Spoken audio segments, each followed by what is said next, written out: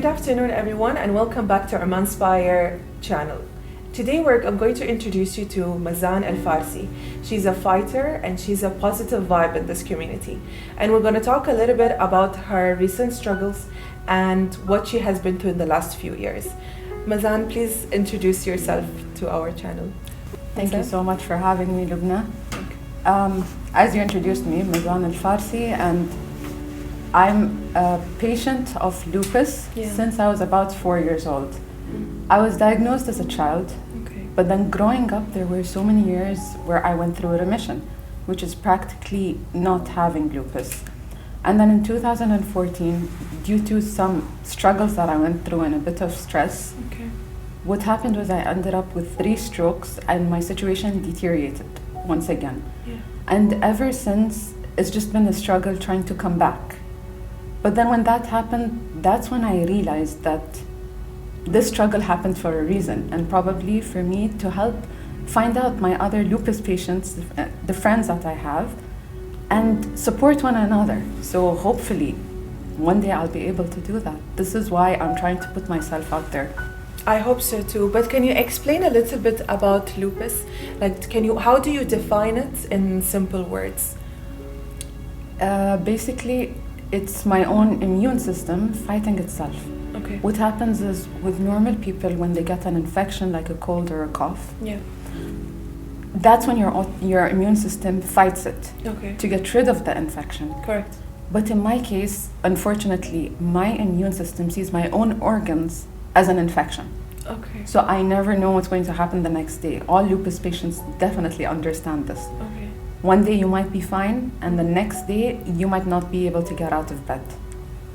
You don't know when it attacks or how it attacks, but there are a few things that the doctors always advise, lupus patients to stay away from. Such as, the main thing is stay away from stress. Obviously, everyone goes through stress, but they mean, extra stress or overthinking your situations or what happens, and also physical stress. Exercise is always advised, yes, but then not overexerting yourself. I'll be honest, coming from a person that always tried to prove to the world that she's okay, tried to make a point that I'm fine, I'm okay, and I'm living just like you are, I'm healthy just like you, ended up always backfiring. Because what normal people can do, when they would do things, it would always take me extra effort to do. And the next day, that would just end up causing me to be in bed. So by extra exertion, stress physically and mentally, you should know your limits when you're a lupus patient. What about the symptoms? How do you feel? Like, what kind of symptoms you go through when you're having an episode? Do they call it an episode? Let me just say this. No two lupus patients are exactly the same. Correct. It's kind of beautiful in a way because we're all unique in our separate ways. We might have similar symptoms, but there is no two that are exactly the same. But a lot of common symptoms are joint pain. And the butterfly rash. It's called the butterfly because it comes here. On the face? Yeah, which looks like a butterfly. And hair loss. And some get high fevers, extremely high fevers. And as well as weight loss. Extremely, extremely bad weight loss. And like I said, swollen joints. These are a lot of the common symptoms, but there are other symptoms that come as well. But I understand that from your page and from reading about you, that you have experienced more complications due to, I guess, several diagnoses that you've been through the last few years. Like you mentioned strokes. And what else? Basically, my stroke was caused because it ended up, basically what the doctors figured out it was because of something called vasculitis. Vasculitis is where the vessels get swollen up, if I may say it, trying to simplify it. So the blood doesn't flow. And that's what causes, the strokes to happen. That's kind of attacking organs, which is the brain, and sort of the nervous system. Because there are several types of lupus. Some are just on the skin, some are just in the organs. Some, you actually don't see it, but it's in their internal system, in their nervous system. Yeah. So with me, it's like I said, in the stroke. Basically, it was because of vasculitis. Yeah. But then I also have other symptoms that came up, as in joint pain, hair loss, weight loss. And there were points in my life where also other organs were affected, such as my kidney. I had fluids around my lungs. I had fluids around my heart. But then with the right diagnosis and medication, everything just goes away and you're back to normal. Wow, and this was all in Oman, or when you traveled to I think Germany? Was it? Let's just say my parents, they didn't want to accept that their daughter is ill in the beginning of all these symptoms that happened. Of course, it's difficult to digest this kind of information. It's not that they were, how can I say this? They're not rejecting the idea. They're not rejecting the idea, nor are they kind of trying to say that the system, the doctors here, or the system that figured out what I had is wrong, but they just wanted to double check. Correct. Which I believe is not wrong, and a lot of people should accept that. Yes, to get a second opinion and a to make second sure. opinion is not wrong, Yes. It might actually help. Yes. So they took me to Germany, they took me to Mayo Clinic in America, they took me to Egypt. Okay. I've been to the UAE, I've been to so many countries. And some symptoms that were diagnosed here were also diagnosed there. Okay. So basically, when we realized that, it was just a matter of accepting and learning to adapt with these symptoms. Correct. So when you traveled, other than the part of the diagnosis, where did you as well get your treatment? Other than Oman, my main treatment was in Germany. So what kind of treatment did they provide for you? I actually ended up getting a lot of treatment from there after my stroke. Okay. Because I was paralyzed. Okay. After the stroke. So I had to go there, and I went to a rehab center. They helped you learn how to walk, talk, eat, and even sit again. Because after my stroke, I lost all of these things. Did the stroke happen here or Yes, in Germany? Here. So how were you sent to Germany? By a plane. It was, as my family said, it was like seeing our daughter or our sister in a coffin, because I was completely wrapped up. They had to carry me in a bed, and I had to travel with a nurse, a medical team, because I had to have medication given to me. During the entire way? Yes. And then they were expecting and prepared to receive you there in Germany? Yes, it was a coordination that my family arranged. Okay. I was taken out of SQU hospital. My family, they arranged a transportation with the ambulance. Okay. I was taken out by an ambulance to the airplane in the airport here, and then traveled to Germany. We had to stop in Switzerland because the place I went to didn't have a direct flight, and we had a team waiting there as well, and there was an ambulance. Okay. And we got into the ambulance from there, which was a 2-hour drive all the way to the hospital. Yes. And they were already waiting. As soon as I got to the hospital, they took me into my room for the examinations and begin my treatment. So if you don't mind me asking, after all the symptoms that you have experienced or you've struggled with, what do you think caused you the stroke? Like, was there any certain complication that you have experienced that other people didn't go through, or for somehow? Let's just say that, going back to the point I said in the beginning, there was too much stress, emotionally, physically, mentally. Things happened that year that I did not expect, and the stress I went through emotionally, my mistake was I didn't seek out help from anyone. Okay. I didn't come to my family, I didn't come to my friends, I didn't talk about what was bothering me. I just kept bottling it in, and that's what I mean by emotional stress. Okay. When the doctors, they tried to stay away from that, try to get help, talk to someone. I did not do that because I was shy. I felt that it was embarrassment to talk to someone about what I'm going through. Okay. So I kept bottling it up, and then day after day again, I started losing weight, and I was just unstable emotionally and physically, which led me to have my stroke. You were that stressed? Yeah.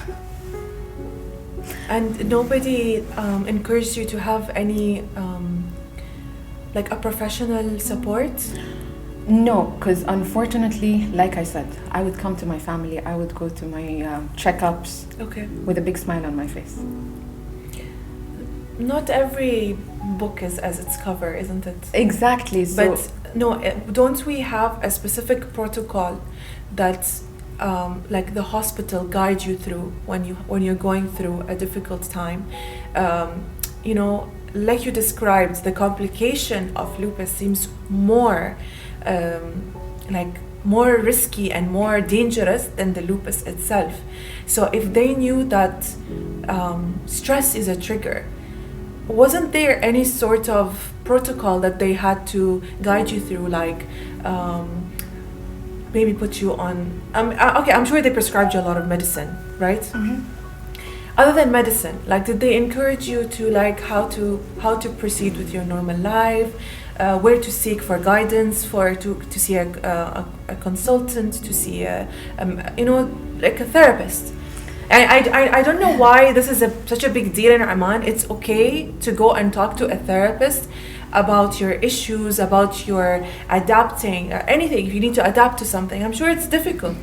But why isn't there some sort of, you know, like protocols when it comes to these things? Basically, there was a situation that the doctors here are doing what they can medically. You know, like, oh, you have these symptoms, you have these issues, as in like physically, here you go, these are your medications, this is what you should do. Mm-hmm. If there's anything, get back to us. Okay. But then I remember, personally, it took me so much courage to go up to one of my doctors and tell him, "Doctor, I am not okay." Mm-hmm. So when I said that, he said, "What do you mean you're not okay? What's hurting you?" I said, No. Physically, I'm fine, but I'm not okay." And I remember that conversation well. It took me so much to tell him I'm mentally not okay. Okay. And I blame myself somehow, but also it's because of all the social impact that we have. No, it's a taboo. You shouldn't talk about that. You shouldn't say you're mentally not okay. Going to a psychiatrist or something like this is just not right. They're gonna think you're crazy. So that's why it took me forever to speak. And I only spoke, imagine, after my stroke, because I felt I was still unstable because of my stroke and everything I went through.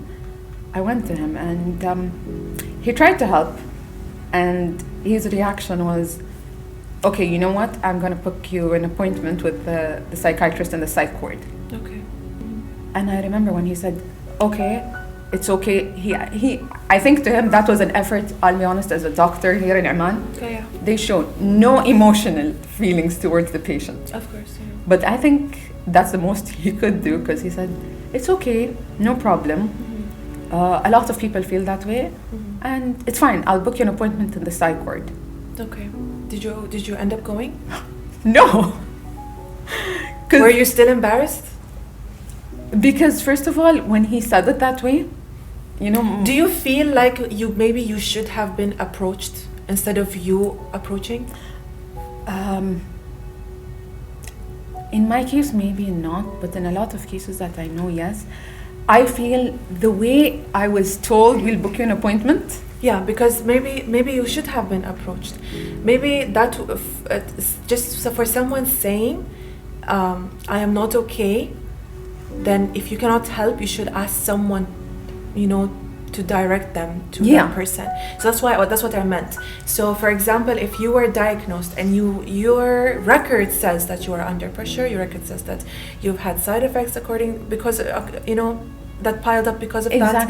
So someone should have guided a therapist to come and talk to you about it, correct? Exactly. When he told me to go, I went to the ward, but not to the appointment, because as soon as I walked into the ward and I saw the people, the vibe, I was just lost. I was like, what am I doing here? This is not for me. And you left. And I left, and I told him. And I remember his reaction was like, "How can we help you if you just don't attend? You have to go there." there was no easing into it. And that's coming from a person that knows I needed help back then. Yes. You know, what if a person doesn't even realize? What if a person doesn't realize, like you said, like the doctors see their record, but the person is too shy to talk about it or doesn't even realize? We don't come from a community where people go and ask for therapists. Exactly. And I'm sure you feel like you are under pressure with this from the society as well. What kind of pressure do you feel from the society? Because I'm sure other than you going through what you're going through, as a normal person in life, we all have different types of stress. That is fine. We come to overcome our stress, right? And then on top of that, you're dealing with a chronic disease. And then on top of that, you're dealing with the people's reaction because of your chronic disease. Exactly. So what kind of impression is going on with the society when they know about you? Lubna, if I may say that this might be a shocker to you, but actually being in this interview with you today is a big step for me. Yeah. Having my Instagram page that I started posting about myself was a big step. Yeah. Because a lot of reactions that I got from people were, why would you want people to know about your story? Are you serious? Why do you want people to know you're sick? Okay. So to me it was, why? Is it wrong? Is it embarrassing? Is it something wrong that I'm doing? I have a goal. And my mission is, just like I needed help, just like I needed support, just like I needed the world to know that I'm here and I'm okay, I want to give this support to other girls. So thankfully, I'll be very honest, my mom, my brothers, my family, my close friends, the really close, first degree friends and family, they're the ones that are actually supporting me and said, go for it. Did anyone comment about your disease? Lots. What kind of growing up until What kind of comments do you get? The most recent one, obviously before Corona, I was in a wedding, and like I explained, we got the butterfly rash sometimes. Correct. So I had the rash on my cheeks, which showed like it was just dry skin. Yeah. And with girls, the makeup, and I was in the wedding getting some food, and I turn around and this girl that knows me bumps into me, and her first reaction was, oh my God, what's wrong with your face? It's like, it's a rash. What can I say? In the middle of a wedding, do you expect me to explain that I'm there? I was like, it's a rash, which I didn't lie. It's called a butterfly rash. Yeah. She's like, go to a doctor, get treated. Okay, thank you. And as a child, do you feel like this is also one of the reasons you're having stress? People's reaction, people's reflex? Yeah. Mostly reflex. Yes. That was a reflex, right? Exactly. So what is that one of the reasons? Like you feel like yes. The society is not accepting? Kind of. Yeah. Okay, you know what? No, not kind of. Yes. I'll be very honest. But with time, you have to learn to kind of strengthen yourself. Yes. There are a lot of reactions. For example, I gain weight because of cortisone. Okay. And I lose weight when the doses go lower. Correct. And then when I have higher, it's like a back and forth thing. Yeah. So there was a point of time where I gained a lot of weight because of it. And then when they reduced the dosage, it just, my weight dropped. Yeah. So when my weight dropped, I walked into a family occasion. Again, underline family. Yes. Not foreigners, not friends. Basically family that know what I'm going through. And when I walked in, someone from one of my family members, she saw me. And she's like, oh my God, are you not gonna learn that looking chubby is better on you? Why are you still losing weight? You're too skinny, gain that weight back. My reaction was like, oh, is that why you're constantly doing a diet and trying to kill yourself to stay skinny? You see what I mean? By trying to strengthen yourself and have comebacks when you grow up. Yeah. Don't judge, don't throw comments if you don't know what that person is going through. Yeah. I've suffered a lot of hair loss. And basically a lot of women also, when they would see me in front of everyone, they would just simply say, why don't you go get hair treatment? why don't you go get ampules? Why don't you go? I don't think you're allowed to do that, correct? Like during the treatment, you shouldn't have any You're not. interference. No laser. Yeah. They advise not to do laser, the hair removal. Yeah, of course. It's an autoimmune system. You cannot go and have an interference. It's. So they keep throwing these comments. Yeah, I understand. Oh, you should get treatment for your hair. Oh, why don't you take something to make it thicker? Yeah.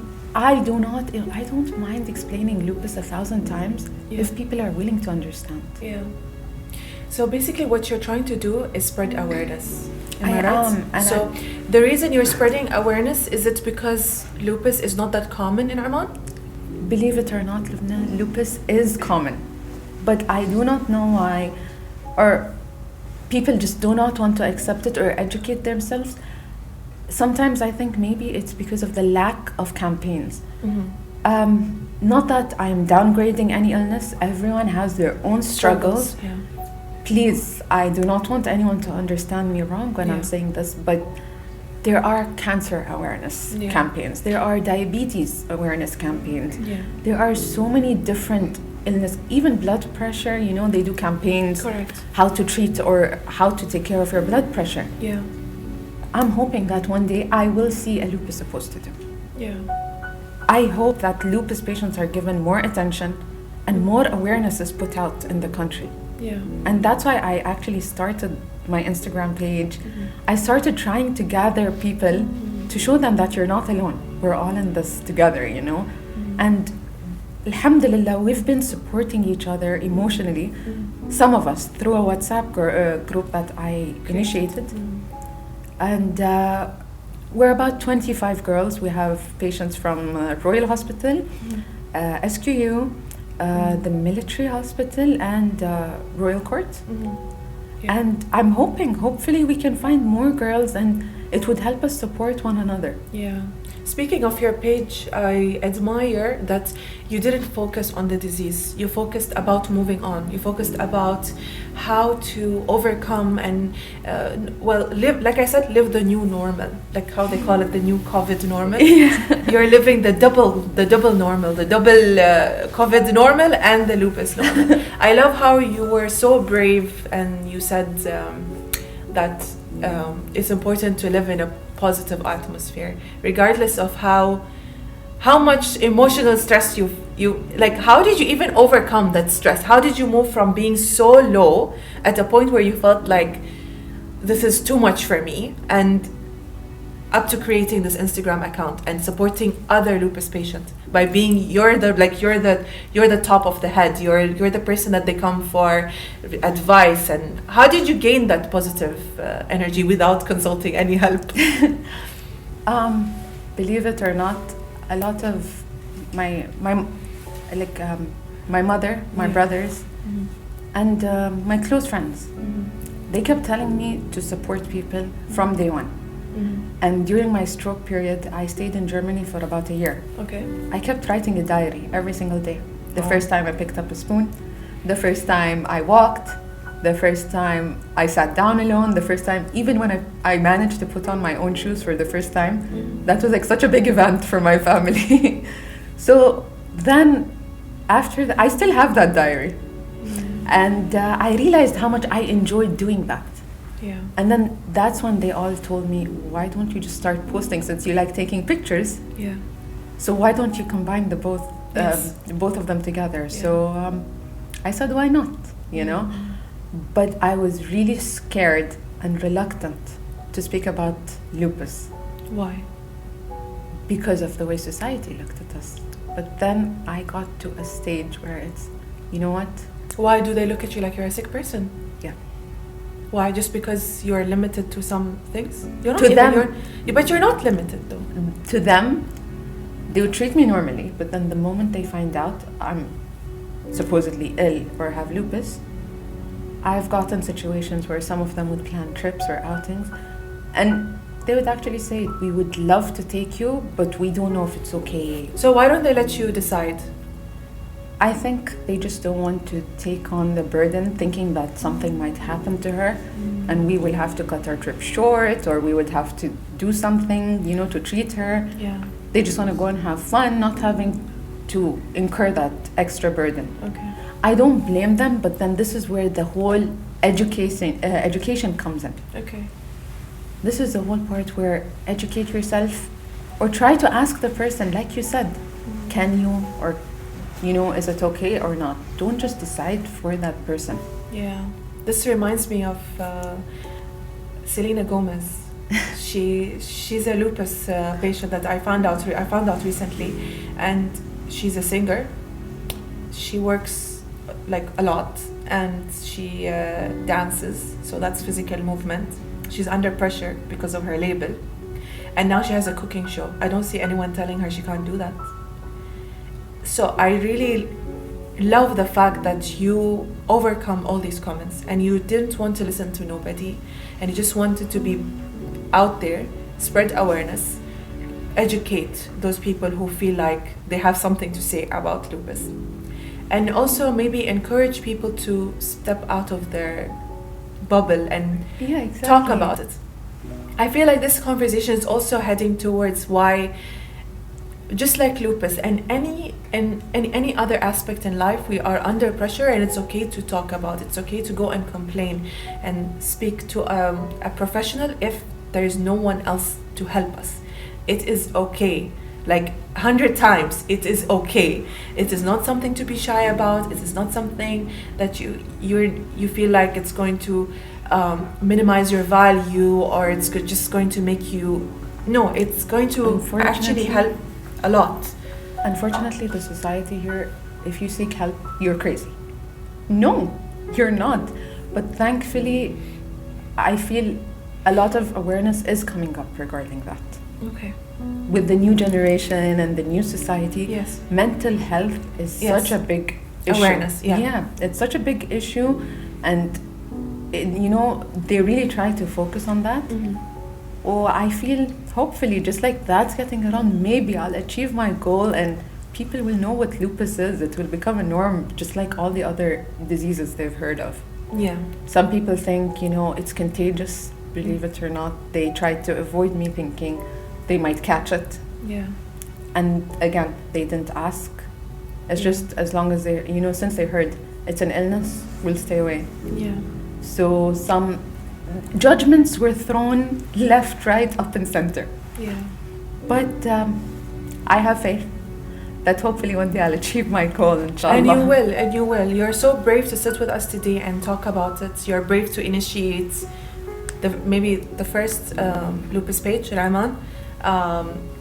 Because I didn't hear of it until I had to interview you, and I researched about it, and I actually was amazed with the amount of information there was to know about this disease, and it's not very hard to understand it, because we're all somehow very basically educated about a lot of diseases. We came to a point where we treat cancer now, so I feel like it is something easy to adapt, and I want you to know that we're very proud of you, and we're very happy for you, and I'm very happy to know that you're okay and you're strong enough to be here today regardless of everything you have been through.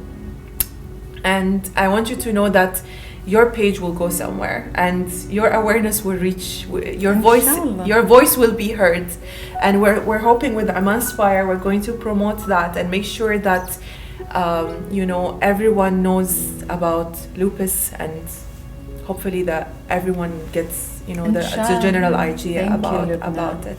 I just wanted to send one last message out, is that they advised us to stay away from stress physically, mentally. Correct. Stay away from the sun. I do all of these things, but I try to know my body, and this is what I also try to show on my page, is that I go in the sun, but I try to use sun protection. I go on trips and hikes and this, but when I feel I can't, you stop. I stop. So just live your life, enjoy the moment. Yes. And enjoy whatever you can. So since you're okay today, do whatever you feel like it. Yeah. That's a great advice. Thank you. Even in general, like, we should wake up and do something about our lives. Thank you so much. Thank you for having this interview. I enjoyed it very much. and inshallah we will definitely meet again. Inshallah. And when we meet again, we're going to talk about your new organization, which is an awareness for lupus. Inshallah. And hopefully we see you كل صحة وعافية, like how they say it. Inshallah. أجمعين. Inshallah. Thank you once again. Thank you. Most welcome.